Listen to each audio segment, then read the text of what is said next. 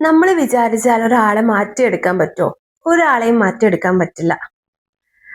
നമുക്ക് പലപ്പോഴും തോന്നും നമ്മുടെ സ്നേഹം കൊണ്ടും നമ്മുടെ കമ്മിറ്റ്മെന്റ് കൊണ്ടും നമ്മൾ കാണിക്കുന്ന ആത്മാർത്ഥത കൊണ്ടും ഒക്കെ ഒരാളെ ആ ആളുടെ ദുസ്വഭാവങ്ങളിൽ നിന്ന് മാറ്റിയെടുക്കാം. അല്ലെങ്കിൽ ഇപ്പോൾ ഉള്ള വേണ്ടാത്ത കൂട്ടുകെട്ടുകളിൽ നിന്ന് തിരിച്ചു കൊണ്ടുവരാം. അല്ലെങ്കിൽ ഇടുങ്ങിയ ചിന്താഗതികൾ മാറ്റി കൂടുതൽ വിശാലമായിട്ട് ചിന്തിക്കാൻ പറ്റുന്ന വളരെ പ്രോഗ്രസീവ് ആയിട്ടുള്ള ഒരാളാക്കി മാറ്റാം. ഒരിക്കലും പറ്റില്ല. കൊച്ചു കുട്ടികളാണെങ്കിൽ പറ്റും കേട്ടോ. പക്ഷെ മുതിർന്ന ഒരാളെ സംബന്ധിച്ചിടത്തോളം ഒരിക്കലും കഴിയാത്തൊരു കാര്യമാണ്. ഒരാള് മാറണമെങ്കിൽ ആര് വിചാരിക്കണം?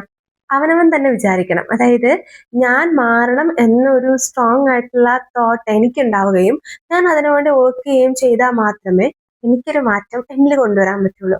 അല്ലാതെ ഒരു ഔട്ട്സോഴ്സിങ് വ്യക്തി, അതല്ലാതെ പുറമേ നിന്നൊരാൾ വന്നിട്ട് എന്ത് പറഞ്ഞാലും അതിൽ എഫേർട്ട് എടുക്കേണ്ടതും വേണമോ വേണ്ടയോ എന്നുള്ള കാര്യത്തിലേക്ക് സ്റ്റെപ്പ് ഇൻ ചെയ്യേണ്ടതും ഒക്കെ ഞാനാണ്, അല്ലെ? അതുപോലെയാണ് നമ്മളിൽ പലർക്കും ഇങ്ങനെയുള്ള അബദ്ധങ്ങൾ പറ്റാറുണ്ട്. അതായത് പ്രത്യേകിച്ച് പെൺകുട്ടികൾക്ക് എന്റെ സ്നേഹം കൊണ്ട് ഒരാളെ ജീവിതം മാറ്റാം, ഒരു ആളുടെ ജീവിതത്തിൽ പ്രകാശം പരത്തുന്ന പെൺകുട്ടിയാവാം, അങ്ങനെയൊക്കെ വിചാരിച്ചിട്ട് നമ്മളെ തന്നെ നമുക്ക് നഷ്ടപ്പെടും. എന്തുകൊണ്ട് ഒരാളെയും ഫിക്സ് ചെയ്യാൻ പോവാതെ ഇരിക്കണം എന്നുള്ളതാണ്. നമ്മൾ ആരെയും ഫിക്സ് ചെയ്യേണ്ട ഒരു ഉത്തരവാദിത്തം നമുക്കൊന്നുമില്ല. നമ്മൾ ആരെയും ഫിക്സ് ചെയ്യേണ്ട ഒരാളോ നമ്മൾ ആരുടെ റീഹാബിറ്റേഷൻ സെന്ററോ നമ്മളുടെ ഒരു റിപ്പയറിംഗ് ടെക്നിക്കിന്റെ കേന്ദ്രമോ ഒന്നുമല്ല നമ്മൾ. അപ്പോൾ ഒരാളെയും ഫിക്സ് ചെയ്യാൻ വേണ്ടി പോകരുത്. എന്തുകൊണ്ട് പോകരുത്? നമുക്ക് നോക്കാം. Helping is different from fixing. അതായത് നമുക്ക് ഒരാളെ ഹെൽപ്പ് ചെയ്യാം, സപ്പോർട്ട് ചെയ്യാം, അവരുടെ കൂടെ നിൽക്കാം, എല്ലാ കാര്യങ്ങൾക്കും വേണ്ട എന്ത് സഹായം വേണമെങ്കിലും നമുക്ക് എത്തിച്ചു കൊടുക്കാം. പക്ഷെ നമുക്ക് ഒരിക്കലും ഒരാളെയും റീപ്രോഗ്രാം ചെയ്യാൻ പറ്റില്ല. മനസ്സിലായോ? അതായത് നമുക്ക് ഹെൽപ്പ് ചെയ്യാനും സപ്പോർട്ട് ചെയ്യാനേ പറ്റുള്ളൂ. അവരെ റീപ്രോഗ്രാം ചെയ്തിട്ട് അവരുടെ മനസ്സിനെയും ചിന്തകളെയും ഒക്കെ നമുക്ക് മാറ്റിയെടുക്കാൻ വേണ്ടിയിട്ട് ഒരിക്കലും പറ്റില്ല.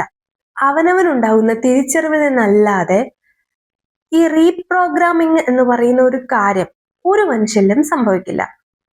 നെഗറ്റിവിറ്റി അല്ലെങ്കിൽ അവർ സഞ്ചരിക്കുന്ന തെറ്റായിട്ടുള്ള വഴികള് അല്ലെങ്കിൽ അവരുടെ കാഴ്ചപ്പാടുകളൊക്കെ അവരെ പല രീതിയിലും ബെനഫിറ്റ് ചെയ്യുന്നുണ്ടായിരിക്കും.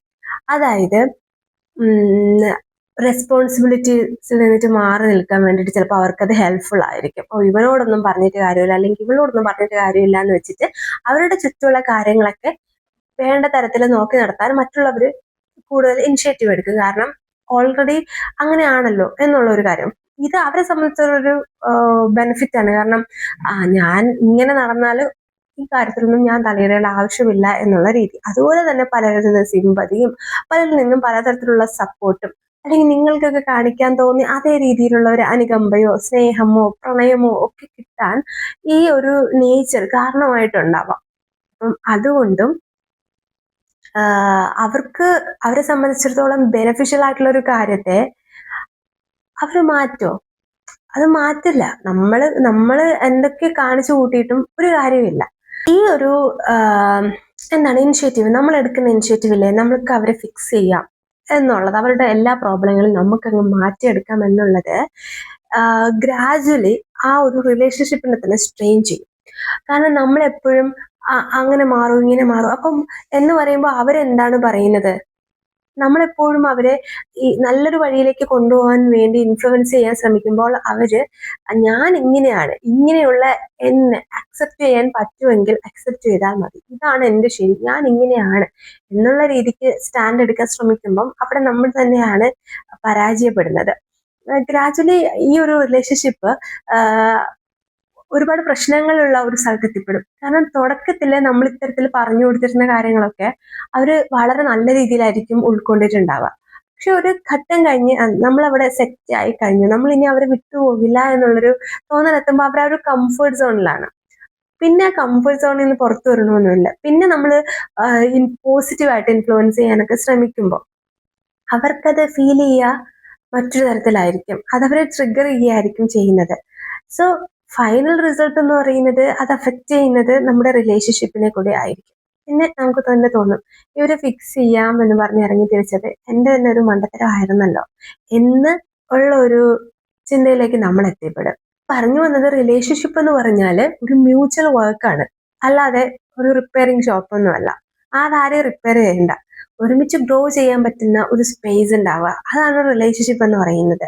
അപ്പൊ അതിൽ ഒരാള് ഒരു ഗ്രോത്തിനും തയ്യാറാവാതെ വളരെ stubborn ആയിട്ട് നിന്ന് കഴിയുമ്പോൾ മറ്റേ ആൾ ഇങ്ങനെ റിപ്പയറിങ് ചെയ്യാൻ ശ്രമിച്ച് സ്വയം ഡ്രെയിൻ ആയിട്ട് ഒരു കാര്യവുമില്ല. സോ ഒരിക്കലും ഒരു ഒരു ബ്രോക്കൺ പേഴ്സണെ പോയിട്ട് ഫിക്സ് ചെയ്യാമെന്ന് പറഞ്ഞിട്ട് ഒരു റിലേഷൻഷിപ്പിന് പോകരുത്. ഓൾറെഡി പീസ്ഫുൾ ആയിട്ടുള്ള, ഓൾറെഡി ഹാപ്പി ആയിട്ടുള്ള, ഓൾറെഡി കിട്ടുന്ന കാര്യങ്ങളൊക്കെ ഗ്രാറ്റിറ്റ്യൂഡ് ഉള്ള, സാറ്റിസ്ഫാക്ഷൻ ഉള്ള ഒരാളെ മാത്രമേ എപ്പോഴും നമ്മുടെ ലൈഫിൽ നമ്മൾ കൂടെ കൂട്ടാൻ വേണ്ടിയിട്ട് പാടുള്ളൂ. അതുപോലെ തന്നെ നമ്മൾ ഈ ഒരു ഫിക്സിങ് അപ്രോച്ച് ആണ് എപ്പോഴും കാണിച്ചുകൊണ്ടിരിക്കുന്നെങ്കിൽ ഇതൊരു തരത്തിലുള്ള ഒരു ഡിപ്പെൻഡൻസി വളർത്താൻ സഹായിക്കും. എന്ത് കാര്യം ഉണ്ടെങ്കിലും നമ്മൾ അങ്ങ് ഫിക്സ് ചെയ്തോളും, നമ്മളെല്ലാം മാനേജ് ചെയ്തോളും, നമ്മളെല്ലാം നോക്കിക്കോളും എന്നുള്ള ഒരു അവസ്ഥയിലേക്ക് എത്തും. അങ്ങനെ എത്തുമ്പോൾ നമുക്കൊന്ന് പറ്റാതെ ആകുന്ന സാഹചര്യങ്ങളിലോ, അല്ലെങ്കിൽ നമുക്കൊരു സപ്പോർട്ട് വേണം എന്നുള്ള സാഹചര്യങ്ങളിലോ നമ്മളെ സപ്പോർട്ട് ചെയ്യാനോ നമ്മുടെ കാര്യങ്ങൾ ഫിക്സ് ചെയ്യാനോ ഒന്നും ഒരാളും കാണില്ല. അത് നമ്മൾ ചെയ്യണം, ബാക്കിയുള്ള എല്ലാ കാര്യങ്ങളും നമ്മൾ ചെയ്യണം എന്നുള്ളൊരു കാര്യത്തിലെത്തും. അതായത് ഡിപ്പെൻഡ് ചെയ്യുക അല്ലെങ്കിൽ ഒരു ഡിപ്പെൻഡൻസി ഉണ്ടാവുക എന്നതിലുപരി നമ്മളിൽ നിന്നും അഡ്വാൻറ്റേജ് എടുക്കുക, അല്ലെങ്കിൽ നമ്മളെ ഗ്രാൻഡഡ് ആയിട്ട് എടുക്കുക എന്നുള്ള ഒരു റിയലൈസേഷൻ, അല്ലെങ്കിൽ അങ്ങനെയാണ് ഇപ്പൊ കാര്യങ്ങൾ പോയിക്കൊണ്ടിരിക്കുന്നത് എന്ന് നമുക്ക് തന്നെ തോന്നി തുടങ്ങും. നമ്മുടെ ഇമോഷണൽ എനർജി എന്ന് പറഞ്ഞാൽ വളരെ ഇമ്പോർട്ടൻ്റ് ആണ്. അപ്പൊ ആ ഒരു എനർജി ഡ്രെയിൻ ആവും. കാരണം നമ്മളുടെ നിരന്തര സമ്പർക്കം എന്ന് പറയുന്നത് ഈ ഒരു നെഗറ്റീവ് പാറ്റേണോടാണ്, അല്ലെങ്കിൽ റെസ്പോൺസിബിൾ ആയിട്ടുള്ള ഒരു പാറ്റേൺ ഓഫ് ബിഹേവിയർ കാണിക്കുന്ന ഒരാളോടാണ്. അപ്പൊ നമുക്ക് ഗ്രാജുവലി എന്ത് ഫീൽ ചെയ്യും?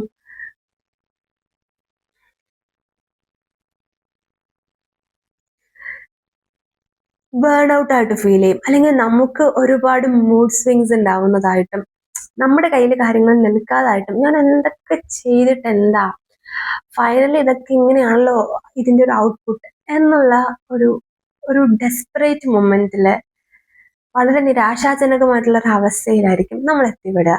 ഒരാളുടെ പേഴ്സണാലിറ്റി അല്ലെങ്കിൽ നെഗറ്റിവിറ്റി, അല്ലെങ്കിൽ നമുക്ക് നല്ലതല്ല എന്ന് തോന്നുന്ന അവരുടെ നോർമൽ റുട്ടീൻസ് ഒക്കെ വളരെ ഡീപ്പ് റൂട്ടഡ് ആയിരിക്കും. അവരുടെ ലോങ് ടേം ആയിട്ടുള്ള ഹാബിറ്റ്സിൽ നിന്നിട്ടോ, അതല്ലെങ്കിൽ ഒരു ചേഞ്ചിനും തയ്യാറല്ല എന്നുള്ള ഒരു സ്റ്റബേൺ ആറ്റിറ്റ്യൂഡിൽ നിന്നിട്ടൊക്കെ ആയിരിക്കും ഇത് ഉണ്ടാവുന്നത്. ഇതൊന്നും പെട്ടെന്ന് ഒരു ദിവസത്തിൽ ജീവിതത്തിൽ വരുന്ന ഒരാളെ കൊണ്ട് മാറ്റിയെടുക്കാനൊന്നും പറ്റുന്ന കാര്യമല്ല. കാരണം അത്രയും ഡീപ്പ് റൂട്ടഡ് ആയിട്ടുള്ള കാര്യങ്ങൾ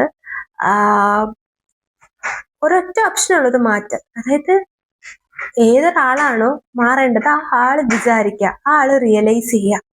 അതല്ലാതെ അവിടെ വേറൊരു ഓപ്ഷൻ ഇല്ല. ചിലപ്പോൾ നിങ്ങൾ ചെയ്യുന്ന കാര്യങ്ങൾ കൊണ്ട് ഒരു ടെമ്പററി അഡ്ജസ്റ്റ്മെന്റ് ഒക്കെ അവർ ചെയ്തു കാണും, അല്ലെങ്കിൽ ഒരു ടെമ്പററി ചേഞ്ച്, അല്ലെങ്കിൽ ഒരു ടെമ്പററി ബേസിസിലുള്ള ഒരു പുതിയ ഇനിഷ്യേറ്റീവ് ഒക്കെ അവർ എടുത്തു കാണും. പക്ഷെ ഒരിക്കലും അതൊരു സസ്റ്റൈനബിൾ ആയിട്ടുള്ള ഒരു കാര്യത്തിലേക്ക് പോവില്ല, അല്ലെങ്കിൽ അതിന് ഒരു ലോങ് ലാസ്റ്റിംഗ് എഫക്റ്റോ ഇമ്പാക്റ്റോ ഒന്നും ഉണ്ടാവാൻ പോകുന്നില്ല. ബിക്കോസ് അത്രത്തോളം ഡീപ്പ് റൂട്ടഡ് ആയിരിക്കും ഇവരുടെ മനസ്സിലുണ്ടായിട്ടുള്ള ഈ ഒരു പേഴ്സണാലിറ്റി ഡെവലപ്മെന്റ് എന്ന് പറയുന്നത്. ചുരുക്കത്തിൽ നമ്മൾ മനസ്സിലാക്കേണ്ട കാര്യം, നമ്മൾ നമ്മുടെ പീസ്, നമ്മുടെ മനസ്സമാധാനം പ്രൊട്ടക്ട് ചെയ്യുക എന്ന് പറയുന്നത് ഒരിക്കലും സെൽഫിഷ് ആയിട്ടുള്ള ഒരു കാര്യമല്ല.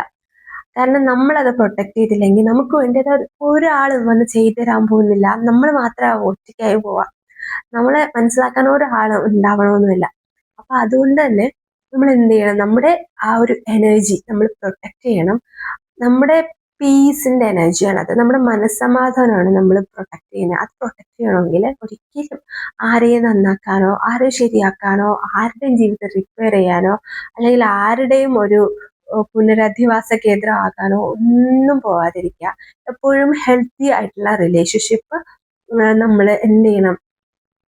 കീപ്പ് ചെയ്യാൻ ശ്രമിക്കുക. ഇനി ഹെൽത്തി ആയിട്ടുള്ള റിലേഷൻഷിപ്പ് കീപ്പ് ചെയ്യാൻ വേണ്ടിയിട്ട് പറ്റുന്നില്ല എന്നുണ്ടെങ്കിൽ ബന്ധങ്ങളൊന്നും ഇല്ലാത്ത അവസ്ഥയാണ് ഏറ്റവും നല്ലത്. നമുക്ക് നമ്മുടെ കാര്യം നോക്കിയാൽ പോരെ. അപ്പോൾ അതുകൊണ്ട് ഒരിക്കലും നമ്മുടെ എനർജിയും നമ്മുടെ പോസിറ്റിവിറ്റിയും നമ്മുടെ മനസ്സമാധാനവും ഒന്നും താളം തെറ്റിക്കുന്ന ഒരാളെയും ജീവിതത്തിലേക്ക് ഇൻവൈറ്റ് ചെയ്യാതിരിക്കുക. ഇപ്പോഴും നമ്മൾ ഒരു കമ്പാനിയൻഷിപ്പ് നോക്കുമ്പോൾ അതൊരു ഹെൽത്തി ആയിട്ടുള്ള ഒരാളെ നോക്കുക. ആ ആളുടെ പേഴ്സണാലിറ്റിയുടെ ആരോഗ്യസ്ഥിതി അത് വളരെ ഇമ്പോർട്ടൻ്റ് ആണ്. ഹെൽത്തി പേഴ്സണാലിറ്റി എത്രത്തോളം ഉണ്ട് എന്ന് മനസ്സിലാക്കിയിട്ട് എത്രത്തോളം നമ്മളോടൊപ്പം അവർക്കും ഗ്രോ ചെയ്യാൻ കഴിയും എന്ന് മനസ്സിലാക്കിയിട്ട് മാത്രം പോവാം. അതാണ് ഏറ്റവും ബുദ്ധിപൂർവമുള്ളൊരു സ്റ്റാൻഡ്. ഓൾറെഡി നിങ്ങളൊരു റിപ്പയറിങ് റിലേഷൻഷിപ്പിലാണ്, അല്ലെങ്കിൽ ഇതുപോലെ ഫിക്സിങ് ചെയ്യാൻ പോയിട്ടുള്ള ഒരു റിലേഷൻഷിപ്പിലാണ് ഉള്ളതെങ്കിൽ ഞാനൊരു കോട്ട് വായിക്കട്ടെ. You can love someone and still choose not to carry their emotional baggage. അവനവന്റെ മനസ്സമാധാനം സംരക്ഷിച്ചിട്ടുള്ള കാര്യങ്ങൾ മാത്രം മതി എൻ്റെ ജീവിതത്തിലെ നെക്സ്റ്റ് എന്ന് ഉള്ളൊരു ഡിസിഷൻ നമ്മൾ ഓരോരുത്തരും എടുക്കണം, സ്ട്രോങ് ആയിട്ട് എടുക്കണം.